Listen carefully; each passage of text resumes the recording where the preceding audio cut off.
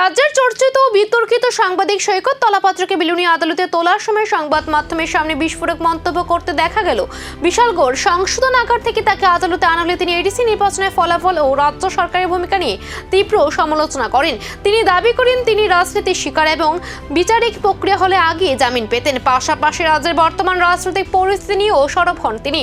সৈকত তলাপাত্র আরও বলেন, এডিসির ফলাফল রাজ্যের রাজনৈতিক ভবিষ্যতের দিশা দেখিয়ে দিয়েছে। এই মন্তব্য ঘিরে রাজনৈতিক মহলে নতুন করে বিতর্ক তৈরি হয়েছে।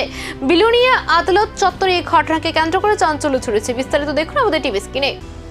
কি বলবে তুমি? এডিসিতে সাফ 28-এ খাবে আরো বড় বাস।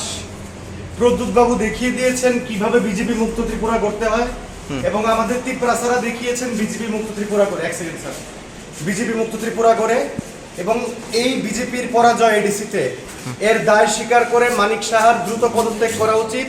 প্রতিমা ভৌমিক, বিপ্লব দেব যেই হোক, মানিক সাহার দ্রুত পদত্যাগ করা উচিত।